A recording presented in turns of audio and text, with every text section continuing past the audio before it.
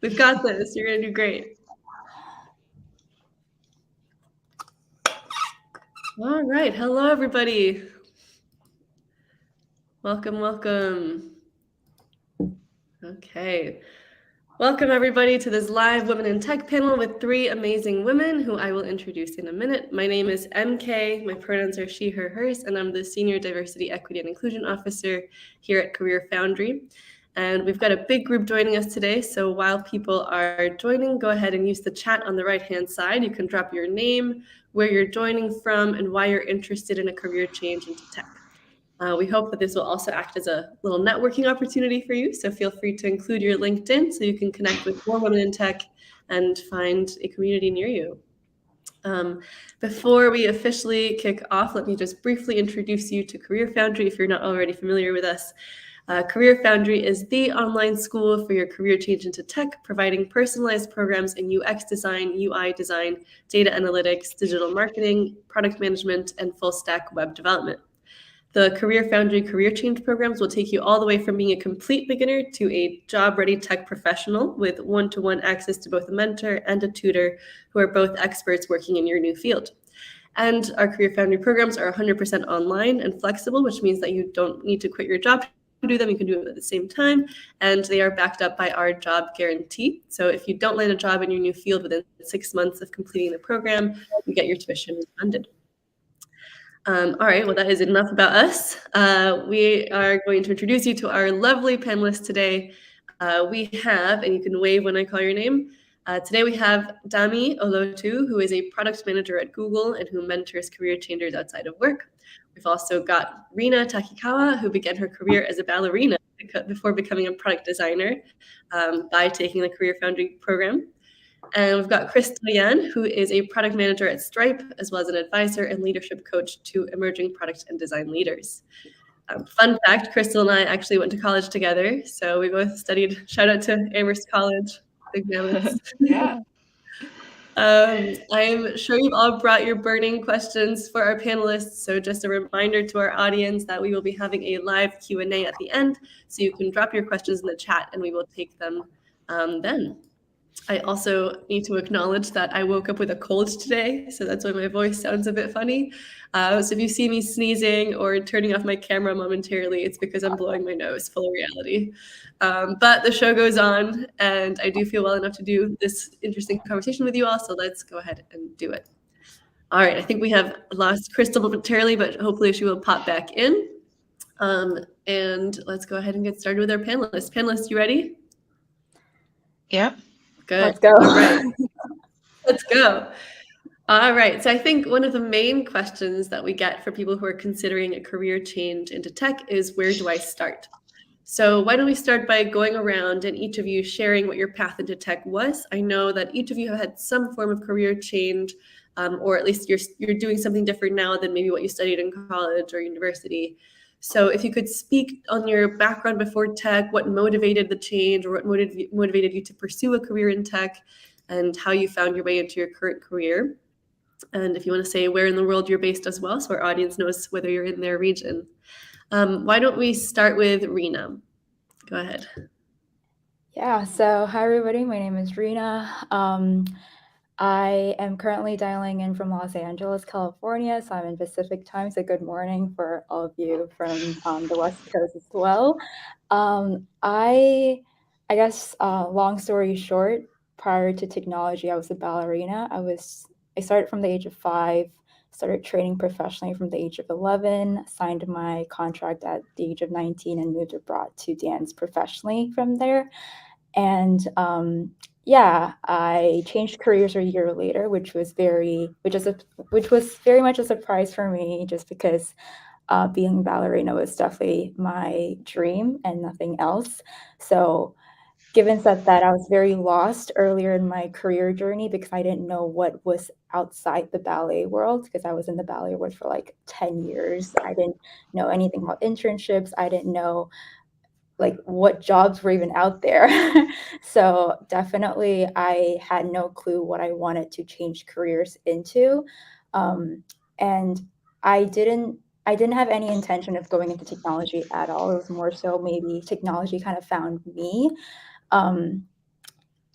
but I think, yeah, but basically my career path is very non-traditional, as you can tell. But I think that's when I stumbled upon design, and ever since I was a kid, I was very interested in creating and just design in general. But I had to pick between ballet and design, so that's when I actually stumbled upon CareerFoundry, and UX design kind of made me really curious. I was like, I don't know what UX stands for, but I'm very interested in design. So let me try it. And that's when I realized that, design, like UX design is like a combination of a lot of different things that I'm very interested in: psychology, actual creation, problem solving, the business aspect. And that's when I went into this rabbit hole of, wanting to learn more about this industry. And from there, I took internships. I landed my first role. Easier said than done, but hopefully later on the panel we can go into more detail. But that's kind of a long story short of how I came into tech. Awesome. Thank you so much for sharing, Rina. I like what you said about how the tech industry found you. Sometimes we don't really know what we want, but somehow it finds us anyway. So that was lovely. Thank you so much. Let's hear from Dami. What was your journey into tech? Sure. I started off my career as a financial advisor. Right after college, I studied economics. I wasn't really sure what I wanted to do. And I was helping high net worth individuals figure out their financial security planning. So if you know much about that, it's very much a investment management and a sales role. And that was not really hitting some of my more creative juices, if you would. And I kind of wanted to get back into building something. And so I went back to business school, and that's part of my reskilling journey, and pivoted into strategy. So I came to tech by way of strategy. I was working in a company and I did consulting for a while, and then worked on different types of projects that helped businesses figure out, well, what should we do in X situation? We're losing a ton of money, what next? Or we need to completely change our strategy in X, what next?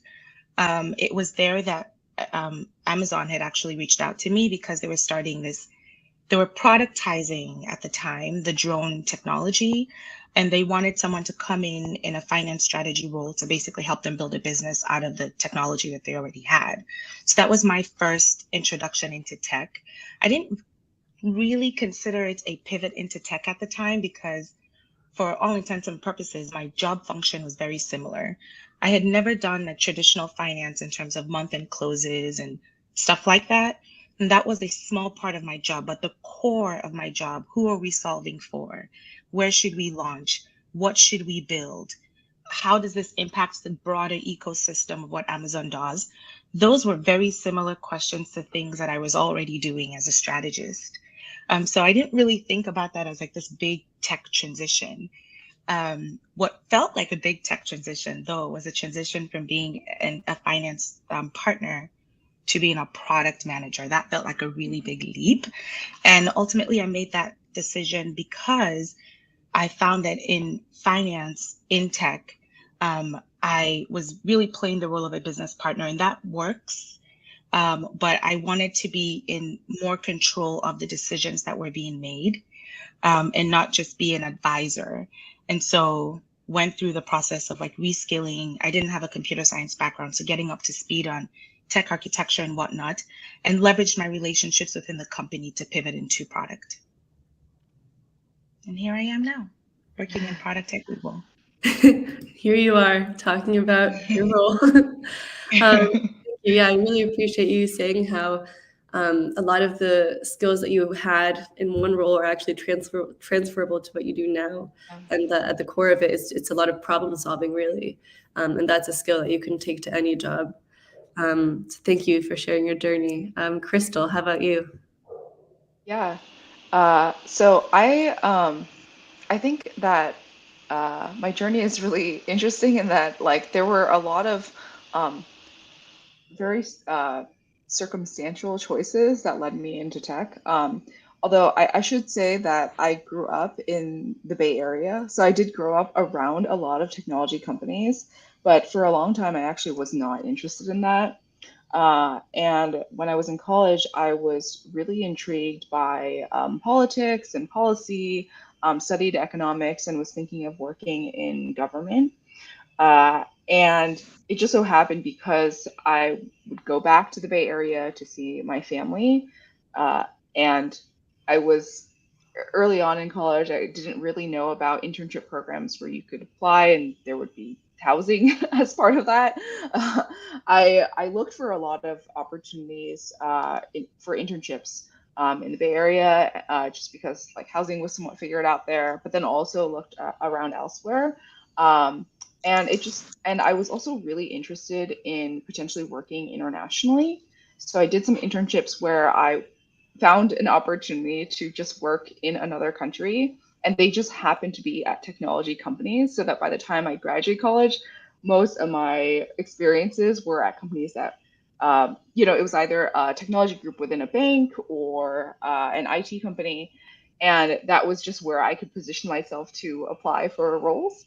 And I honestly just found my first job in a software startup because it was at the intersection of my interests, both policy and technology. And it was also something where I could point to something I had done before that mostly stemmed from my desire to travel. And then within that company, just found out about a lot of different roles from it being a smaller company. Thank you. Thanks, Crystal. Yeah, I love that you mentioned the importance of having like a global perspective and wanting to do the work, not just in one place, but get to travel as well. And I see there was no grand plan here. It just happened. Actually, Yeah. similar to Rina's answer of like, sometimes it just finds you. But I am seeing in the chat people tuning in from all over the world. So I think it's cool that we're getting this global perspective as well. And I'm glad to see you all networking there in the chat. Okay, next question. Let's get juicy here. Something that we hear a lot from women and from career changers in general is the struggle with imposter syndrome, that fancy buzzword.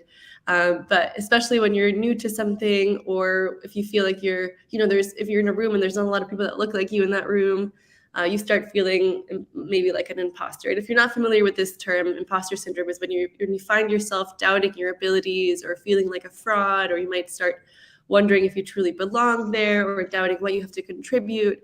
It's a feeling that we get and it's not pleasant, but we all encounter this feeling at some point. So I would love to hear some advice from each of you on how you tackle imposter syndrome. Do you have any tips for our audience? Crystal, let's start with you this time. Yeah. So I will say, early on, so I transitioned careers within tech, and I went from my first role in a software company was working in sales, and I went from there into product design, and then from there into product management. And every time I, pivoted roles within an organization or between different organizations, I often did sometimes feel like I didn't know what I was doing, and it took me a really long time before I felt comfortable calling myself a designer from working, previously in another field. I think that like there's I think like two different perspectives here, which is like there is definitely I definitely did have some of those feelings because I didn't actually know what I was doing early on, and then eventually I just got more comfortable.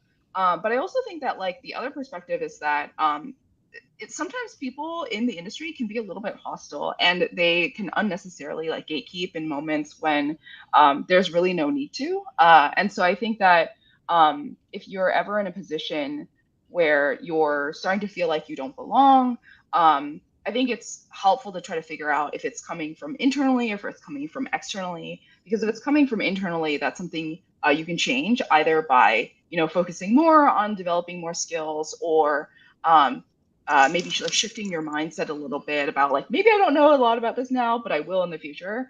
And if it's coming from externally, I would just like try to shut that down and like not let that voice bother you. There's a really great article that I remember reading a few years back called like Stop Telling Women They Have Imposter Syndrome. And the whole premise of the article is just, it can be true that sometimes that comes from internally, but oftentimes it's just because people are really hostile to people who are underrepresented in this field, and it's not your fault. There's not something wrong with you just because someone is basically bullying you. I can find it and send it in the chat as well. Yeah, I would love that. It's really powerful advice, because I think a lot of the times we start questioning ourselves where it's really actually the environment around us. And I mean, there's one of two things we can do in that situation. It's either get out right away, or we can stay and make a change. And I feel like it's really valuable, I think, for this specific reason, that more women get into tech so that we can start changing what that environment looks like and start supporting each other in it as well. Thank you, Crystal. Dami, how about you? How would you tackle imposter syndrome? Yeah, I like what you said, Crystal, on, I kind of coded it in my brain as acknowledging it and reflecting on where it's coming from. Because sometimes it is a signal that you aren't prepared, and you should listen to that signal and do what you need to do to get comfortable. And other times it's not that, in which case you should ignore this signal and focus on, practicing positive self-talk and helping mentally get over that hurdle. I think the other thing that I've learned to do is be patient with myself. Rome wasn't built in a day. So the fact that I don't think I'm good enough or feel qualified to be in this space does not mean that I should let that cripple me. So regardless of how I feel, regardless of the thoughts that are going on in my head, what is the job that needs to be done? And sometimes the job isn't, it's a tactical task. It's a requirements document that needs to be written. It's a meeting that you need to attend. And sometimes it's something different. Sometimes it's a network that needs to be built, or a boulder that needs to be removed. By ignoring the voices in my head and focusing on what needs to be done and doing that to the best of my abilities, that's often helped me to transcend imposter syndrome, because then I can look back and be like, well, you did that, so you're obviously capable. But if you let it cripple you, then you don't have the evidence of the work that you've done to help pull you out and help ground you in those moments when you feel like you don't deserve to be in the space. And I think giving ourselves a lot of grace is also really important. Recognizing that everyone feels uncomfortable when they transition, when they pivot. And it's easy to feel even more so when you don't see people that look like you in the space that you're going into. But that's okay. It's okay to be uncomfortable. In fact, if you're in a situation where you are 100% uncomfortable, you're probably not growing. You're probably not in a place that's going to stretch you and help you achieve big goals. If big goals are the thing that you want to achieve. And so getting comfortable with the discomfort of the discomfort in general of imposter syndrome, I think, is part of building the resilience and getting over it. Absolutely. Really wise words there. I feel like I heard so many valuable suggestions here. First, be kind and graceful with yourself. Give yourself that grace of not expecting yourself to be able to do something huge in one day. Rome wasn't built in a day, as you said. But what can you do today? It's really good advice. What can I get done today? And then that will build into something else step by step. Thank you, Dami. Rina, how about you? Yeah. First of all, I love what both Crystal and Dami has said. I think imposter syndrome is definitely something I struggled with a lot, career changing from a different industry, from classical ballet into technology. But I also wanted to emphasize, I guess, both experiences coming from a different industry, as well as even now I experience imposter syndrome in the company that I work at. So even as someone who has experience now, I still do struggle with imposter syndrome. So I wanted to emphasize both, I guess, experiences. So I think I struggled with a lot of imposter syndrome coming from a different industry, because obviously I don't know what I'm doing. This is a very new industry. I know nothing about technology. I literally danced my whole life. So I think the first thing is can I do this, or am I going to be okay? Am I going to be can I successfully transition into this field with was my main concern when I was transitioning from classical ballet. There was a lot of what ifs and concerns around the future, which led to the imposter syndrome. And definitely, this is very hard. Career change is something that I don't think I would ever want to do again because it was so traumatizing and hard. And I think those who are changing from a totally separate industry can relate. But I think in the process, I've realized that, okay, there's a lot of what ifs and concerns around my future, and this is a big risk that I'm taking in my life. But let's learn how to enjoy the process. Like, why do I want to go into technology? What do I want to solve? What kind of impact do I want to make? What's my story? And I think that's where my passion for personal branding really came through is, yeah, I may not know the hard skills, but that's something I can learn. But what I have is my story from being a ballerina, changing careers into tech right now. So let me just embrace that. Let me embrace my story and myself and try to transition into this career. Because skills you can learn, people can't replicate you as a person. So I want to say my advice for a first step into tackling imposter syndrome as somebody coming from an outside world is embrace your story and embrace who you are. And hard skills can be learned anytime. The second, I guess, experience and perspective I wanted to emphasize is, I guess, imposter syndrome when you already have experience. I work with so many talented and smart people that sometimes I'm overwhelmed. I'm just like, oh my gosh, I come from a ballet background, but I am working with like ex-FANG people that went to like prestigious schools, like people that are so smart. So that's how my imposter syndrome now kind of kicks in, because I'm just like, am I good enough to be in this team? Or like, am I providing value like them? Because I'm so inspired by them, but am I providing value just like the way that I want to provide value? So that's kind of like the imposter syndrome that I'm experiencing now. But the way I am trying to tackle that internal struggle, because this is all internal, it's not external. People aren't saying that I'm not good enough. It's me telling myself, or me, I guess my own concern. So I guess some things that I've been telling myself is to trust myself and to be okay with not knowing all the answers. Because I think the root cause here is that I'm associating value with me being able to answer questions, or like that whole like mindset. So I think the first step for me is to like shift that mindset to be okay with not knowing the answers. I recently stumbled upon this sentence from somebody, and it says, "How can you be an imposter if you don't being yourself?"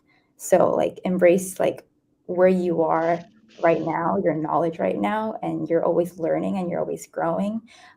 So just embrace that. Yeah. You know, Rena, what's really interesting is I remember when I was in college and I had no idea how to find a job. And I went to all these info sessions with these like fancy consulting companies or banks or whatever.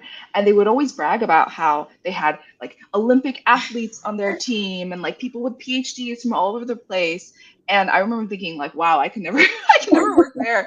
But it was because like the whole like thinking behind their hiring philosophy was like they just wanted to hire people who they knew like could work hard. And like when I look at you, I'm like, wow, I could never do ballet, but all I know about you is you work hard. Thank you. Yes, hard work is definitely one of the main like skills that I try to Yeah, like tell career changers. Like, it's hard work. Like, just work hard and like know where you want to go and get there.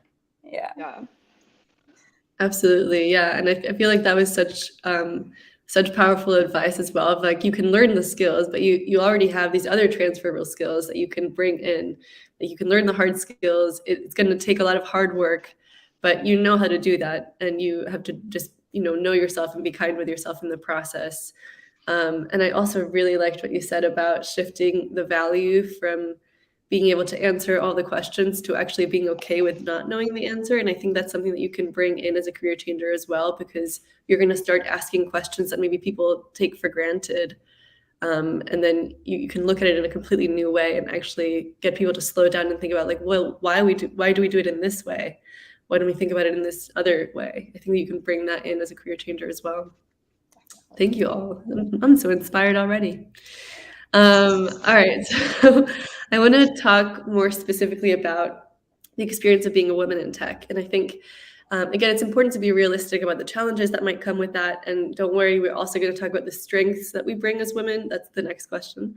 But for now, I'm curious to hear what are some challenges that you have faced as women working in tech, and how have you addressed them? How are you currently addressing them? Any advice that you have for addressing those challenges? Let's go with Dami first this time.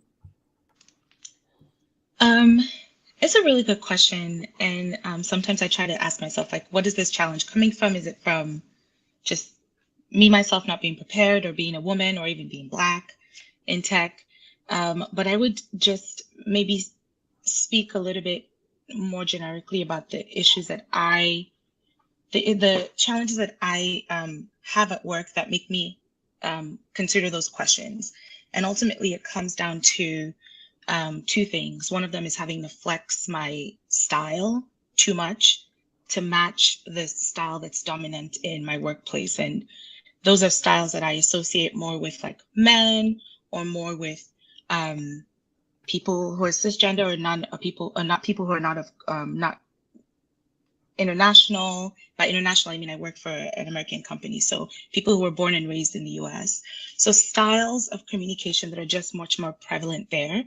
One of the challenges I face is having to flex myself to fit in there, because I feel like if I communicate how I'm used to communicating, it just won't land as well in the workspace, and that's going to be an issue. And of course, the work is not your kitchen, so you don't need to bring everything that happens at home into the workspace, but there's a level of, I think, flexing that does get really exhausting, that I experience as a woman, a person of color, someone who wasn't born in this country at work.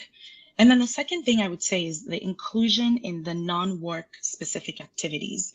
Like, it is unlikely that I will be left off of a critical meeting and not have the chops to be able to handle that situation. It can happen, but no one's going to be like, yeah, that was okay to leave Dami off of that meeting. No. But in the non-work specific instances, the happy hours, the conversations about games that they're going to after work, the UFC chats, all that's non-really work-related stuff that helps to build rapport, that helps to build a connection and investment in someone else, that ultimately often will play out in sponsorship or in disproportionate help to other people. That's the stuff that I miss out on at work that can be super challenging.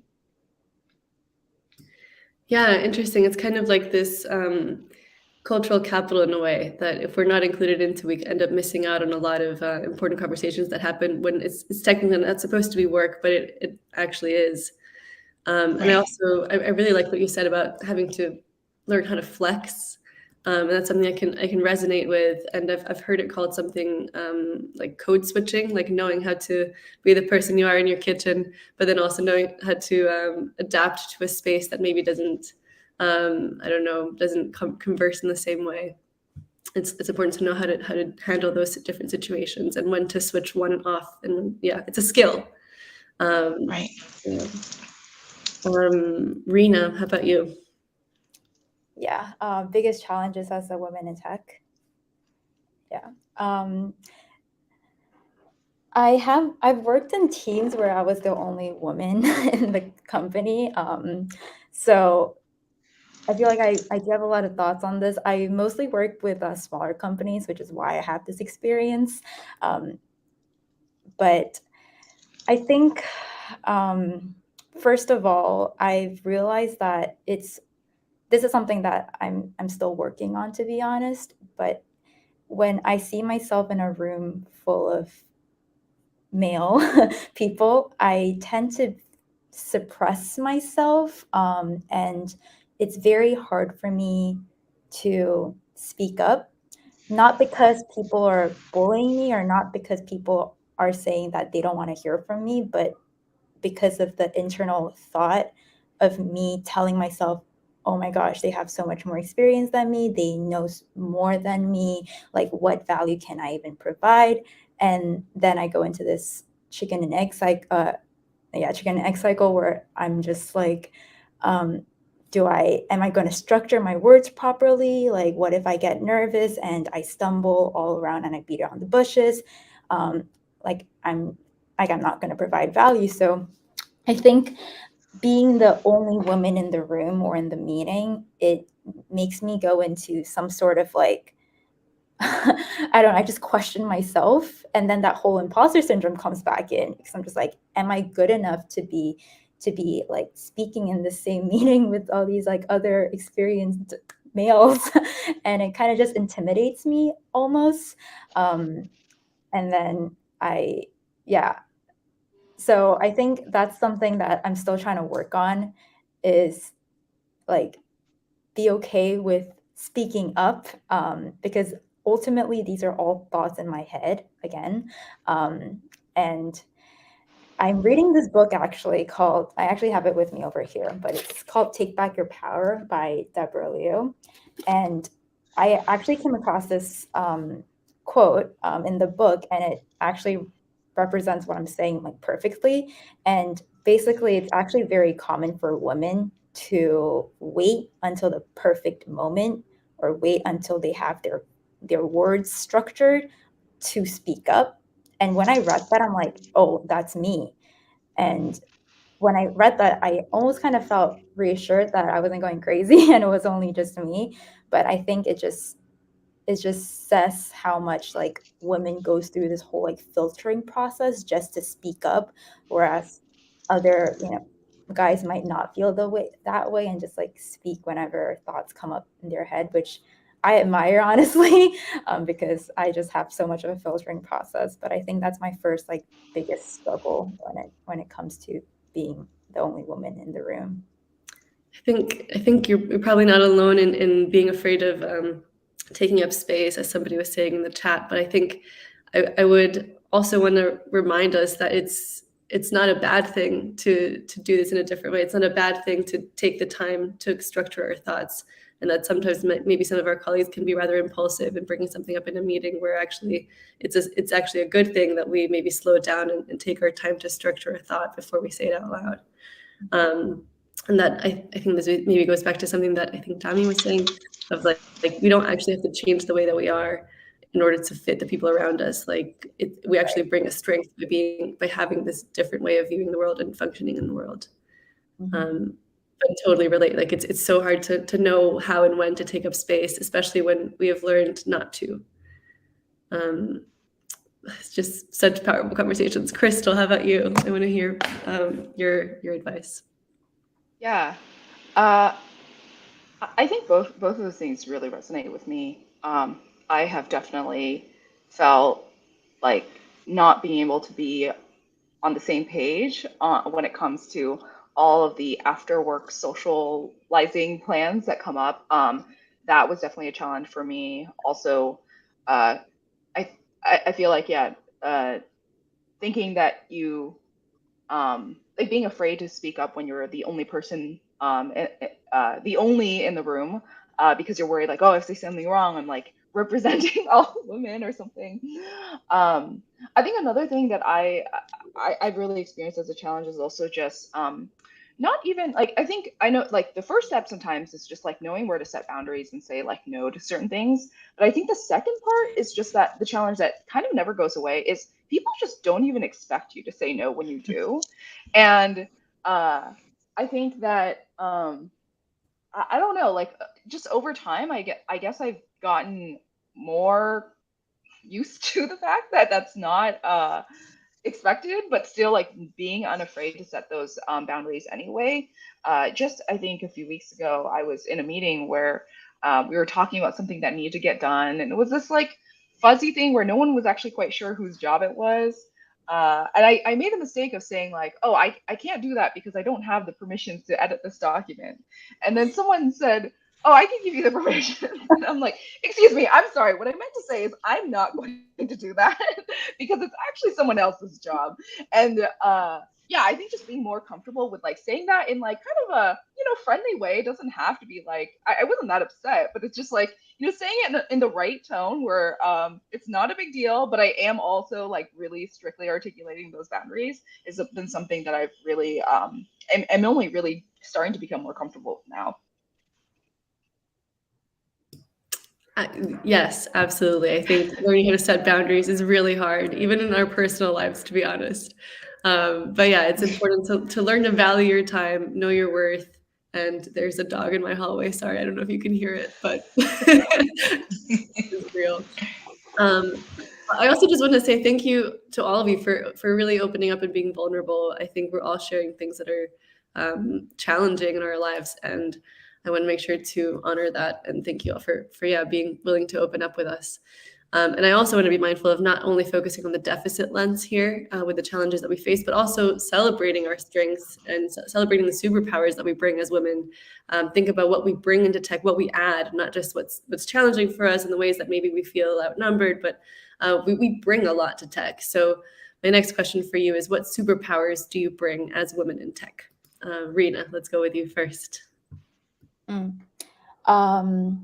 Okay, so I think as women, we are more so empathetic and emotional. Emotional is a controversial word, but I honestly like to use it because I'm emotional, I relate to the people that I'm designing for more, and I relate to my other female colleagues. I going like this ties into a little bit about the struggles too, but when you work with a lot of guys, I feel like sometimes it's hard to read emotions, or like talking about emotions is kind of hard at some point.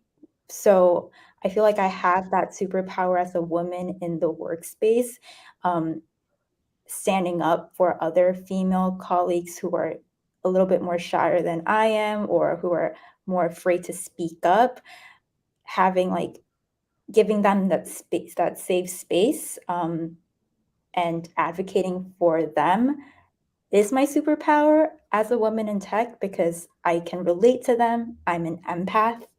I understand what they're feeling.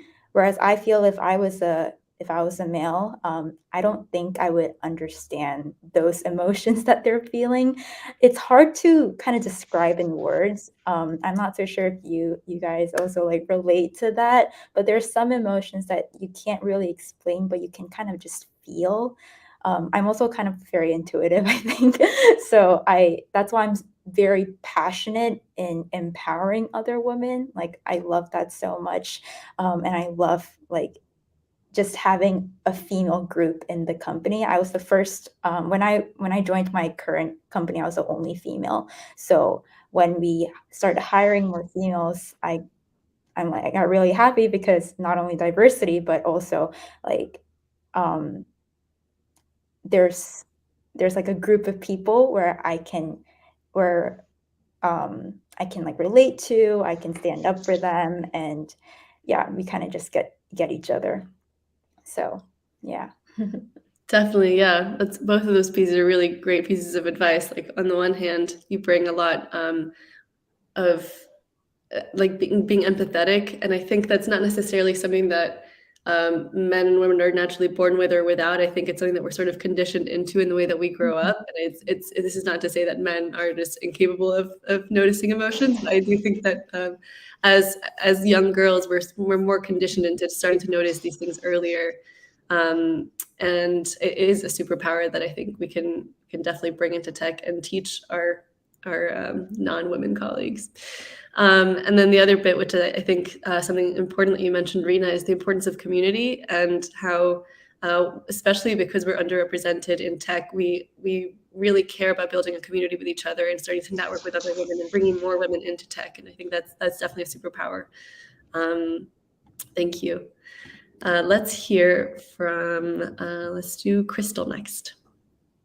Yeah, sure. I think there have been a couple instances where for me, like not looking like someone who is typically in like a traditional role of power has actually worked out well for me. So I think back to a couple years ago, I was working in government, and I was working for this, this group, like a digital group within the White House, and I was detailed out to USCIS, the Immigration Services Agency. And we were working on a project to better understand how to improve the application process for asylum seekers. And part of what we wanted to do was actually interview a lot of asylum seekers and learn about their experiences so that we could figure out what systems we need to upgrade, what processes we needed to improve, what training we need to do with asylum officers to improve the process. And nobody wanted to talk to us because this was in 2019. It was during the Trump administration. Anyone who was in a place of like a really vulnerable part of their immigration process was just like, I don't want to talk to someone from government, let alone someone with any kind of like federal badge. And I found a lot. I found a lot of different ways to try to like reach out to people, and I think it was me being like you can't tell, but I'm a pretty short person. Me being like this short like woman, I did not look like someone who had a badge, who worked in a federal government agency, and people were more willing to speak to me and try to share their experiences, knowing that had like no impact on their application process. I think just because I didn't look like a cop and I didn't look like someone who was going to, interfere with something that was a really sensitive part of their life.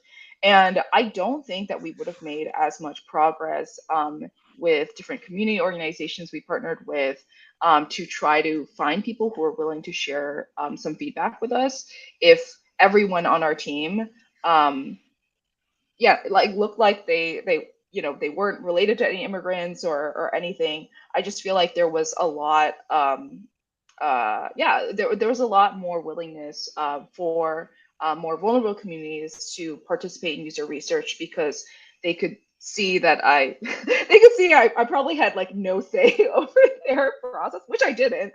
And so I think that definitely helped a lot. Yeah, I love that. I think we're more approachable sometimes as well, or people, Yeah. whether it's true or not, I think people perceive us as people that we can, approach with our problems or anything like vulnerable. They might not really feel able to do that with male colleagues, but they can do that with us, which I think is definitely a superpower. Thank you, Crystal. Dami, how about you? Superpowers as a woman in tech? Yeah, I think you guys have already said a lot of the things that I think women uniquely bring to bear. I would underscore just the value of the representation and for me as a PM, reminding our engineers, or even when we're thinking about the feature design, to think about how would this work for most people that identify as women. Like, how would this work for people who might have to take maternity leave if they want to have kids? What would this process look like for someone who has a week of the month where they might be in severe pain? What might this feature look like if we designed it for people who, on average, would rather be, or who are more likely to want to be on a spa date than, let's say, be on a in a baseball, I don't even know if it's called a field or a pitch. But the point is, in this one population, there's like more people who would rather do this thing than that. And does that change the features that you put in this product or that you design? And I think just having that perspective and that diversity by itself is a superpower. I think the other things that I think about is like uniquely female superpowers, to what you said, MK. They're not things that are just more feminine or more or less masculine. It's just skills that, based on society, women have been forced to develop earlier or have been forced to develop more completely. And forced is a weird way to say it, but like, let's just say society has required more development of these things. And I think those come down to the EQ, those come down to empathy, those come down to resilience. And all of those are really, really valuable things at work. Like even the ability to code switch, as frustrating and as uncomfortable as it is, can help with building resilience, can help with having conversations with people who are different from you, which ultimately pushes agendas forward and helps get things done. And I think women tend to be more practiced at that than on average men. Yeah, I really like that phrasing as well, that we just have more practice with that, whether it's intentional or not. It's just the way that we've been conditioned into it by society, that we are more likely to have a higher emotional intelligence, than male counterparts, just because that's how we were raised. In not everywhere, obviously, and this is not everybody, but I think in most societies, I think women are raised to be nurturers, and that is a skill that we bring into work, whether we choose to become nurturers for the rest of our lives or not. It is how we're conditioned to think of ourselves in society, I think. But yeah, really powerful answers. Thank you to all of you. And for my last question before we go into the Q&A, let's keep this one a bit open-ended. So what's one piece of advice that you would give to somebody who is interested in transitioning into tech but doesn't have a technical background? Could be, maybe the best advice you've ever received about working in tech, or something you wish you knew before you started your tech career. What advice would you give someone who's considering following your path? Crystal, let's hear from you. Yeah. So I do actually coach students who are learning and transitioning into tech, and I would say probably the most common uh, piece of advice that I find myself repeating to multiple people is you you definitely can't expect it to happen for you if all you do is like show up to class and do like the required assignments. You definitely have to do more than that. And then also, it doesn't happen overnight. So like I think oftentimes people expect, oh, I'll sign up for a program, and the second I graduate, there's like a job waiting for me. And there are a lot of jobs out there, but there's like a lot more work you have to do, and it does take some time. Um, and yeah, and I think that like oftentimes a lot of programs will structure it such that you know you're doing a project as part of your program. And I think a lot of people underestimate, like, yeah, you might need to do a few more beyond that, and get it to a certain level before like things start falling into place for you. So I think just like knowing that like everything you sign up for is like a suggestion, and then you have to do a little bit more beyond that. Yeah, and it goes back to what Rina was saying about you're got to be a hard worker. There's no way Yeah. around it. Nothing's going to be handed to you on a silver platter. You got to put in the work. Work. Sorry. All right, Dami, how about you? I think starting with what the heck do you even want to do? I have many people that reach out to me and say I want to transition into tech, but like tech is really big. So Mm. so what are the jobs and the careers that are in tech? What skills do you have that you can leverage in one of those that could make that switch a little bit easier, or that learning curve a little easier? So figuring out what you want to do, I think, is the first, for me, the first thing. And then once you know what you think you want to do, and it's fine to have a couple options, identify what your skill gap is. Where are you today, and what is it on average that people are looking for? And find a way to do two things. One of them is close the skill gap. You're not going to be able to do it 100% because we learn so much in the job. So do as much as you can before you get the job. And then the second one is find a way to credibly talk about that. Practice your interviewing. Credibility is going to be super important. And so what are the things that you can do that can demonstrate that you have the skills, or at least the capacity to acquire the skills that you don't already have? And network. I know this is a lot of tips, but the last thing I'd say is pause and ask yourself why, because I think sometimes you want to, whatever it is, your reason does not have to resonate with the whole world, but it does have to be credible for you. I want to switch into tech because X. Okay, will switching to tech really help you achieve X, right? Um, and if it won't, then you maybe need to pursue something else. But I do think not enough of us ask ourselves why, and more so Yeah. do it because it's the thing that's hot. Yeah, I think that's really, really good advice because it's the why that's going to carry you through it. When you have to do all that hard work, that why is going to be what you look at every morning. You're like, this is why I can do another day because this is what I want to get to. And I also really liked your advice about the skills gap analysis. Something you could do is you can go check out like a job posting for different tech roles and see what skills are listed. And some of them are going to be hard skills that you can get to. You can learn those. And some of them are going to be soft skills, and see which of them best fits your profile and your experience and what you can bring. And then see then which one would make more sense for you. It can also just help talking to other people and hearing what they do. Because if you're really new to tech, you might not really have an idea of what UX even stands for example, as Rina was saying. Rina, how about you? Yeah. Well, first of all, I have no words because I feel like Crystal and Dami just like literally aced that. I loved all of their responses. I can't.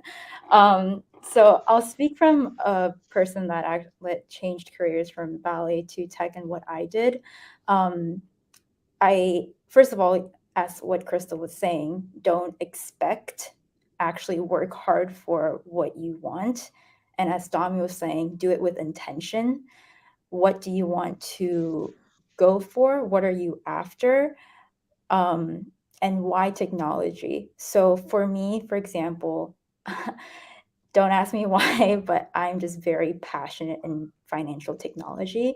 I always knew from when I changed careers that I wanted to work in fintech because I'm just so passionate in modernizing finances and traditional banking because there's a lot to it.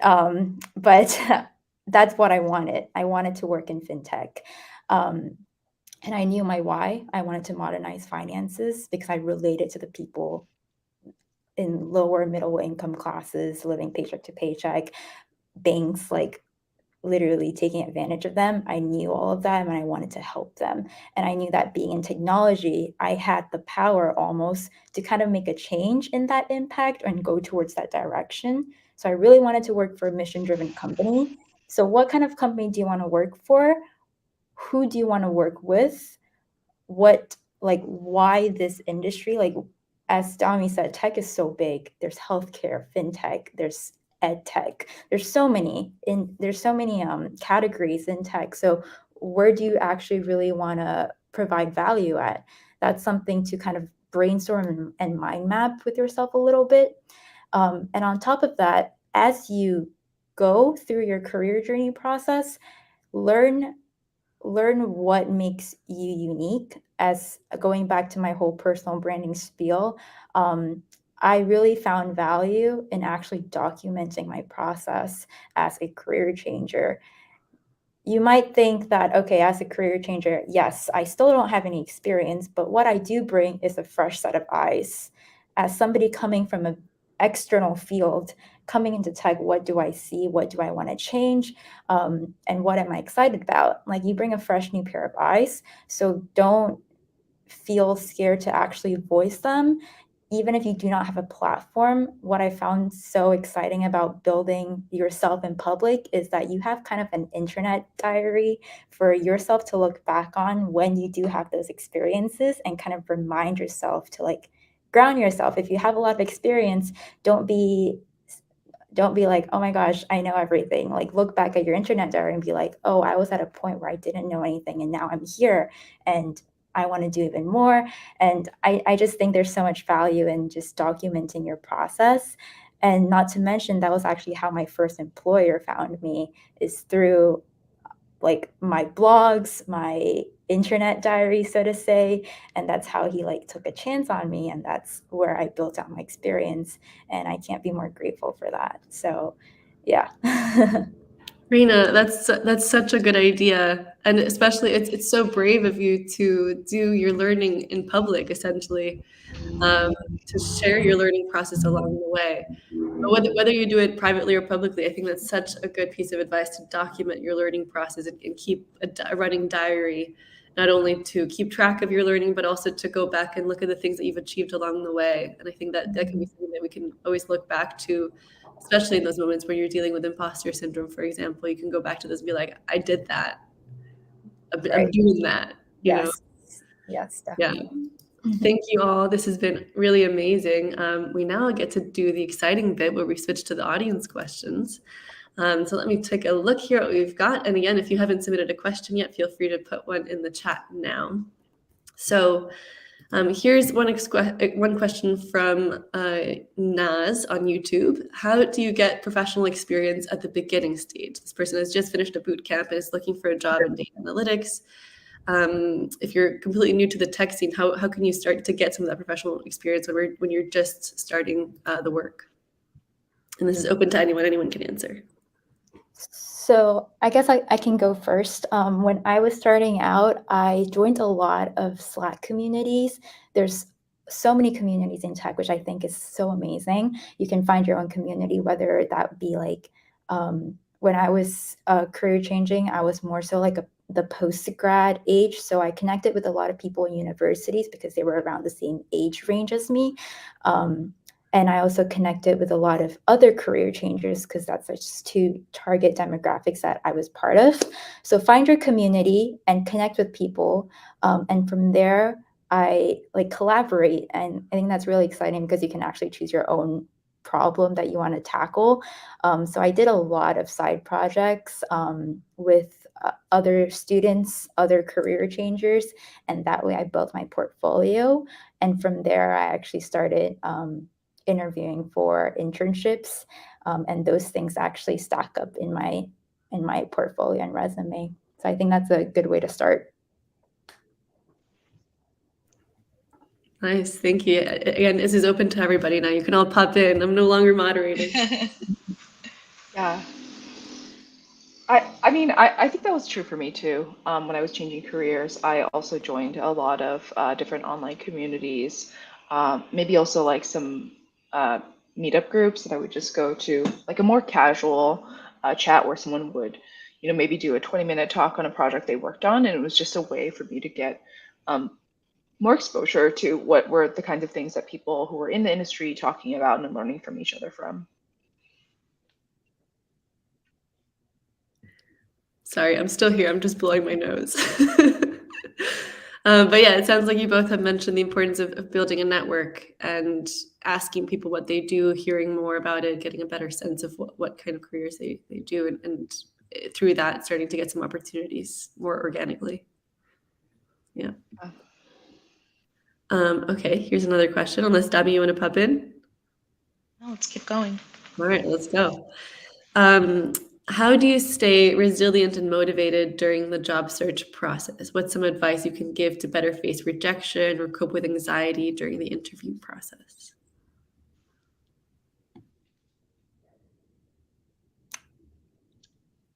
I guess I can go first again. So a couple of thoughts. First, again, remind yourself of your why, because that is going to be your motivator throughout this whole hard journey. It's hard, so I get it. Remind yourself of your mission. All the rejections, they bring you down, of course, but I think, as cliche as it sounds, everything happens for a reason as well. You can either learn from it and build yourself up from that rejection, or you can just stay like feeling rejected and not get better.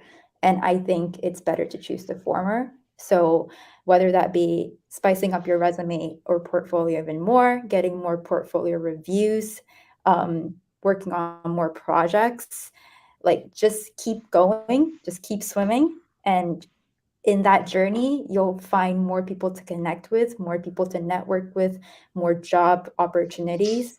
And also going back to what Crystal was saying in the other question, don't expect, like actually work hard for it. Don't expect that because you got through your first round of recruiter call, like you're going to get the job. Don't expect that because you graduated from a boot camp, you're going to get a job immediately. So actually, I know that everybody works hard in their own way, but deliver more with more intention. Don't just deliver, but be intentional about what you deliver. Yeah, that's very well said. I think you really only need one job. So it's okay if 10 people say no, if one person that you want to work with and for says yes. And I think keeping that in mind is super important because it can be exhausting, and looking for a job, even as an experienced hire, can be exhausting. Many people will say no. And put it in context, there are tons and tons of people that are interviewing for that exact same position, and one person is going to get it.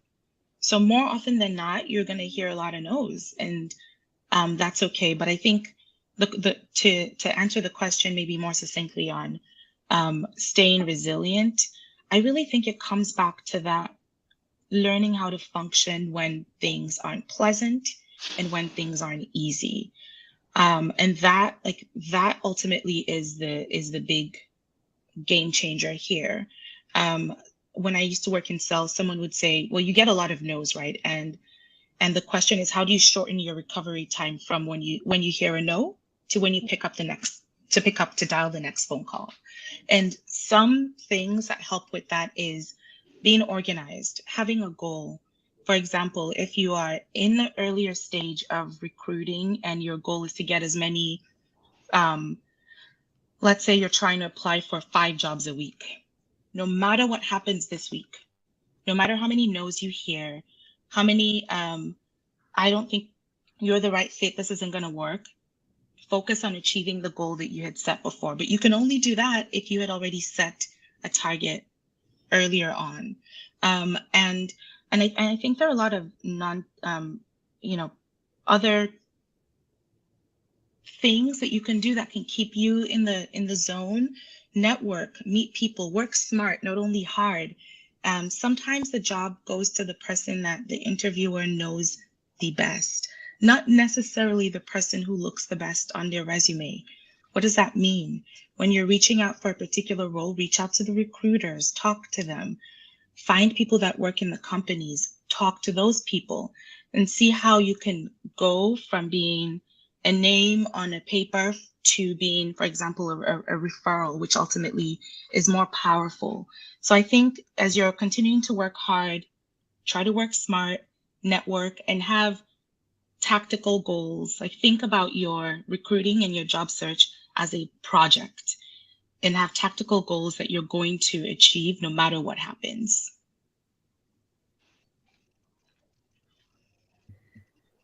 Yeah, this is really good advice on how to, be intentional, be resilient, try to build on, and just that's at the same time that they're interviewing you, you're also interviewing them as well. So that's another thing to consider when we're going into those interviews. Thank you both.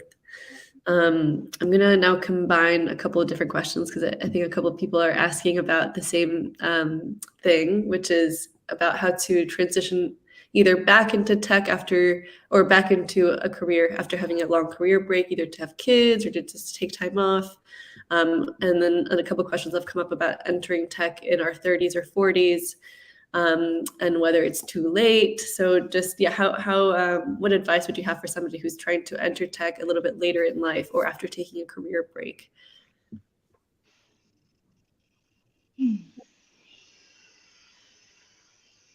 That one's hard. And maybe I'll start and anyone can kind of jump in.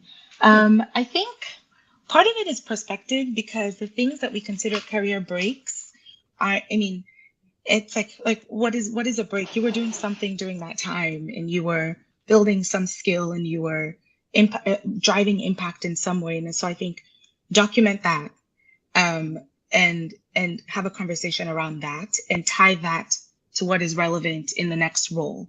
And sometimes that leap is going to be challenging, and honestly, some people are not going to see it as credible, and that's okay. There's going to be one person who does. I'm not going to pretend like this is even, in magnitude the same thing. But when I was transitioning from finance into product, mind you, I'd been working on, for all intents and purposes, I'd been writing requirements on this particular drone team because they didn't have a product manager at the time.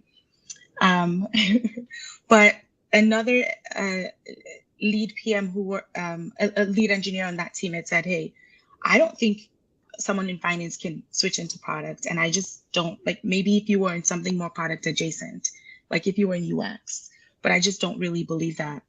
the job is not that hard. It's not, it's not really brain surgery. And so I could have let that voice be the primary voice in my head, or you just park that and you keep talking to the other people who see the job for what it is. And so I think if you're coming from a break, for example, you were raising kids, find ways to talk about the things that you did during that time that are still skills that you can leverage in your new role, whether that's like volunteering in school or projects that you drove from 0 to 1.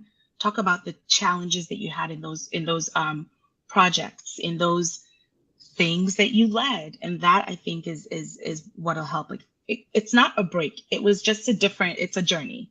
It's you did something different for a few years, and now you're back doing something different again. You're just pivoting.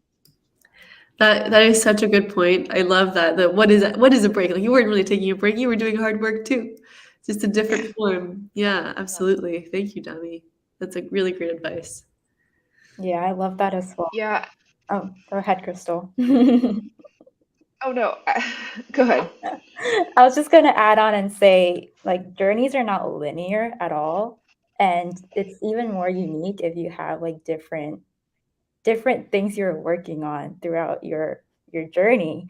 But also another thing I wanted to add regarding this question is remember that, okay, even if you're older, like, I don't think you should see as a bad way, because you have seen the world evolve in some sense. Like you have more experience than me actually, because you've seen how the industries have changed. You've seen how tech has been blooming from when you were in your 20s, or I don't know. So you have more of a perspective. You have a more of like a macro view as to how everything is growing, and you can kind of add in your 2 cents in that aspect. And also, if you were to take like, a maternity, your career break, as in like you're raising kids and you're deciding to come back into tech, find the community around like other mothers or other parents, or that's one tip. Another tip is, if you were struggling with something during that period of time, like build around that. Maybe you have more of a passion or interest in actually solving something for mothers, maybe. So I think it's, again, what Dami was saying, it's all about perspective. You actually have a lot of value to bring in, just because, you're old, which is definitely not true. Like you still have that like insight as to that macro view of how everything has been evolving. Yeah. That's such great advice. Yeah, and I like the way you said at the end there about like maybe you can actually take any experiences that you had during that time off of your career to inspire the next step. Like maybe, think about building a product for mothers or for women or for parents in general. Yeah. It could actually inspire the next step. Crystal, you were going to say something. Yeah, I was just going to say that I have seen very few, definitely not many, companies that had programs specifically for people who are career changers or for people who had taken a few years off work. But I would say that just because if you apply to a program like that and you don't get it, there may not be another program out there that's just like that. But just because the opportunity doesn't exist doesn't mean it's not impossible to create that opportunity for yourself.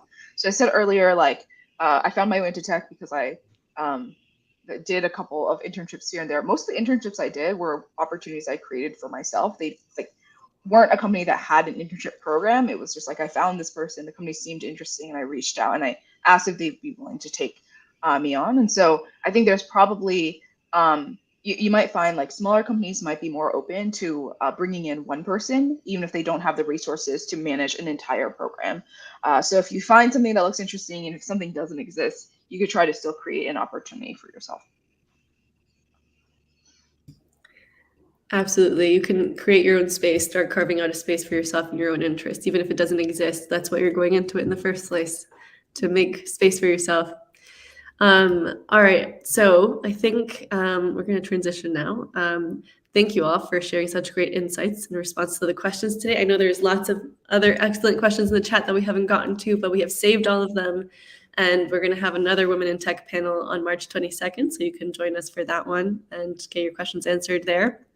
And before we go, let me just briefly remind our audience that tomorrow is International Women's Day, which is very exciting. And we are very excited to announce that we have 3 new scholarships that we're offering for CareerFoundry programs. Number one is we're doing the Women in Tech Scholarship that we do every year. This time we're giving up to 19% off of our career change programs. To be eligible, you just have to identify as a woman. But we're also expanding our scholarships this year. We're going to offer a new one called the Solidarity Scholarship, which offers a large discount on our programs and is available to anybody regardless of gender, because we know that attaining true equity and inclusion requires allies from all backgrounds. So for this Solidarity Scholarship, a portion of the proceeds will go towards our new Equity Scholarship Fund, and that fund is our 3rd scholarship. So the scholarship fund is going to be to offer the most underrepresented groups in tech financial support in the pursuit of meaningful career change. And this March, we're going to offer 5 full tuition scholarships. It's the first time we've ever done that, so it's a pretty big deal. And to be eligible this time, you're going to have to identify as a woman and be a citizen of a country in the global south. We find that that's where there's the greatest gender divide in terms of the digital gap. So very exciting scholarships. Whether you identify as a woman or not, everybody can help make the professional world a more inclusive place. And we hope that our scholarships will encourage and support even more women to pursue careers in the tech industry and become leaders. To claim those scholarships, just book a call with one of our lovely program advisors. And for the equity scholarship in particular, the full tuition scholarships, we're going to look out for an email about it with an application form that you'll get later this week. You can click the little sticky note at the top if you're watching this on our platform, or you can check the chat. Somebody will send you a link to that right now.